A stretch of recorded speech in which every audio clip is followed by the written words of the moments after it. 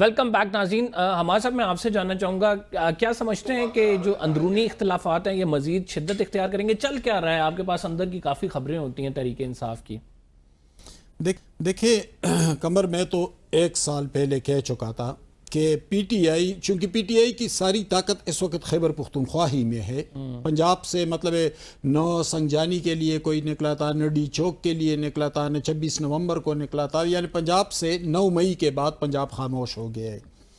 ان کی طاقت اور ان کی حکومت دونوں خیبر پختونخوا میں 1 سال سے کہتا چلا آ رہا تھا کہ وہاں پر حکومت بھی ہے اور وہاں پر پی ٹی آئی بھی ہے، لیکن کوئی اجتماعیت نہیں ہے. الگ الگ گروپ سے اور الگ الگ ان کے علاقے ہیں. اسد کیسر کا گروپ ہے، شاہرام ترکائے کا گروپ ہے، عاطف خان کا گروپ ہے، یہ شمال سائڈ پہ.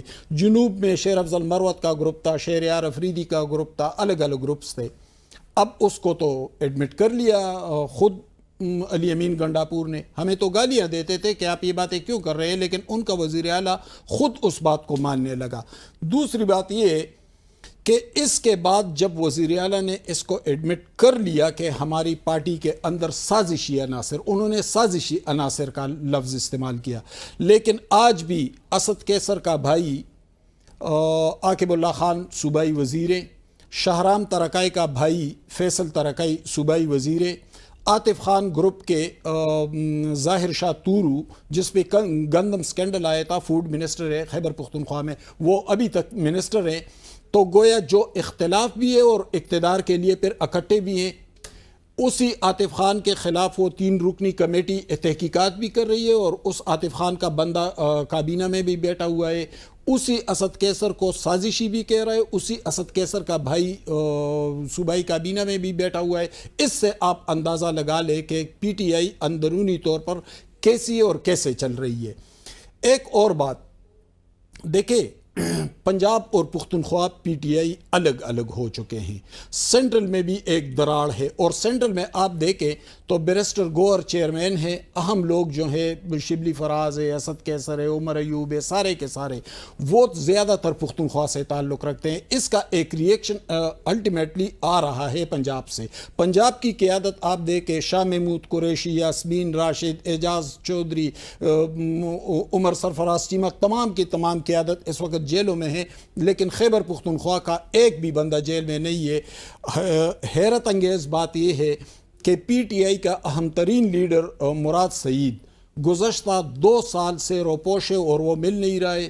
تو عجیب معاملات ہے. خیبر پختونخوا کو ایک طرح سے ڈیل کیا جا رہا ہے، پنجاب کے کو اور طرح سے ڈیل کیا جا رہا ہے، اور دونوں کے اندر ایک بڑا تضاد بھی ہے. سیاست تو ان کی کسی حد تک پختونخوا میں مضبوط ہے، لیکن وہاں پر پارٹی ایک پیج پر نہیں ہے، الگ الگ گروپ ہے، الگ الگ ڈسٹرکٹ کے الگ الگ لیڈر. جی شرازی صاحب، کیا سمجھتے ہیں اندرونی اختلافات جب زیادہ بڑھ جائیں تو ظاہری بات ہے تحریک انصاف کے لیے مشکل ہو جائے گا جو مہم، جو احتجاج وہ کرنا چاہ رہی ہے، اور رائٹ ناؤ تو ہمیں بڑے پیک پہ نظر آ رہے ہیں. تو یہ آپس کی پاور پالیٹکس ہی نہیں ختم ہو رہی تو یہ کیا ملک کے لیے سیاست کریں گے؟ نہیں، وہ تو خیر اس میں کوئی شک نہیں ہے کہ ایک حقیقت تو ہے کہ پارٹی کے اندر اختلافات بھی ہیں اور ہر گروپ چاہتا ہے کہ وہ پریویل کرے، لیکن یہ بھی فنامنا پاکستان میں کوئی نیا نہیں ہے. آپ پیپلز پارٹی کو دیکھیں کہ جب ذوالفقار علی بھٹو اسیر ہوئے تھے اور اس کے بعد پھر کیا ہوا، بڑے بڑے اکابرین تھے پیپلز پارٹی کو چھوڑ کے چلے گئے تھے. ایون کہ جب بے نظیر بھٹو صاحبہ جلاوطنی میں تھی اور 2002 میں جب الیکشن ہوئے تھے مشرف کے نیچے، آپ کو یاد ہے کہ پیپلز پارٹی سے ایک فارورڈ بلاک بنا تھا 18 لوگوں کا، جس میں فیصل صاحب سے شامل تھے، شرف گن نیازی مرحوم صاحب تھے، سراو سکندر، یہ لوگوں نے جا کے تو کاندھا دیا تھا اور جمالی صاحب کو پرائم منسٹر بنایا تھا.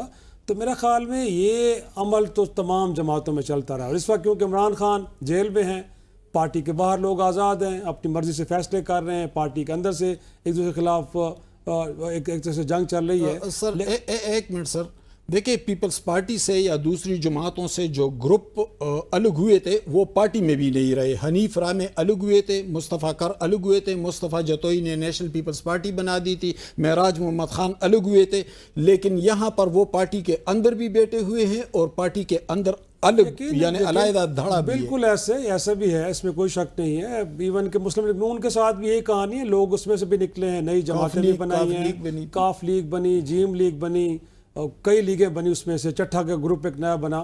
تو میرا خیال میں یہ شکست اور ریخت تو رہتی، اور اس کے پیچھے بھی محرکات کیا ہیں. میرے خیال میں آپ جیسے لوگ، بخاری صاحب لوگ جو سمجھتے ہیں کہ اس کے پیچھے بھی کہیں نہ کہیں ہمیں کھورا جا کے اسٹیبلشمنٹ کے ہاں ملتا ہے کہ پارٹی کو کمزور کیسے کیا جائے. اس ملک کے اندر راتوں رات IJ کے نام سے اتحاد بنا کے کسی پاپولر جماعت کا مینڈیٹ کیسے چرایا جائے.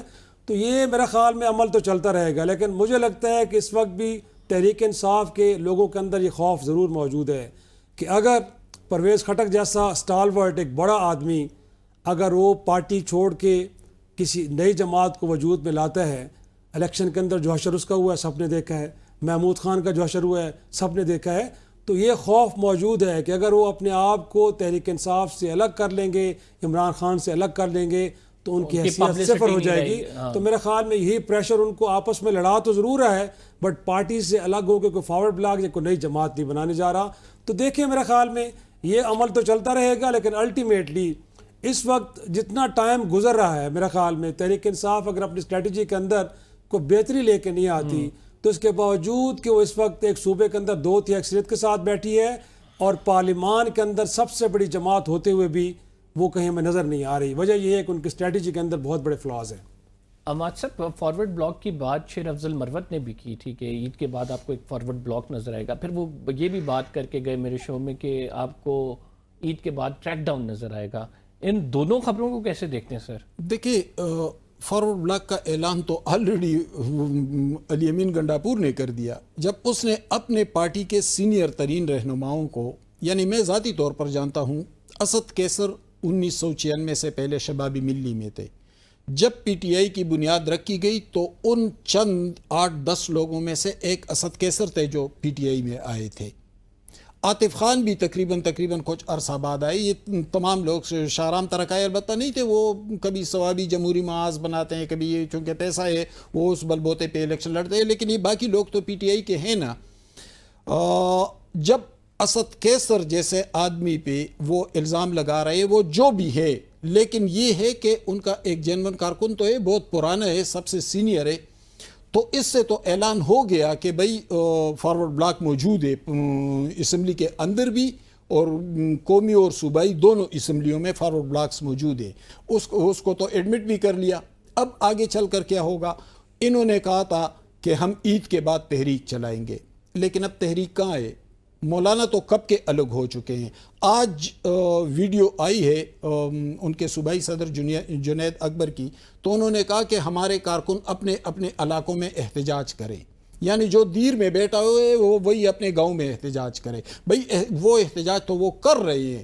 جب سے 9 اپریل 2022 کو عمران خان کی حکومت ختم ہوئی اس وقت اس سے وہ احتجاج تو کر رہے ہیں، لیکن آپ کی احتجاج کی طاقت تو دم توڑ چکی 26 نومبر کے بعد. اس ٹائم پورے منظر نامے میں بشرا بی بھی بڑی خاموش نظر آ رہی ہیں. دیکھیں کیا وہ رابطوں میں ہیں؟ دیکھیں بشرا کا کوئی نہ کوئی رابطہ ہوتا رہتا ہے، یعنی کنٹینیوٹی کے ساتھ جو میں انفارمیشن آپ کے ساتھ کنٹینیویشن میں نہیں ہوتا، لیکن کہیں نہ کہیں اس کا رابطہ ہوتا ہے. یہ جو معافی کا معاملہ ابھی سامنے آیا 2-3 دن پہلے، یہ عمران خان کے ساتھ نہیں بلکہ بشرا بی بی کے ساتھ معاملات چلتے رہے. اور یہ نہیں کہ اسٹیبلشمنٹ نے کوئی آفر دی تھی یا اسٹیبلشمنٹ نے کچھ کہا تھا.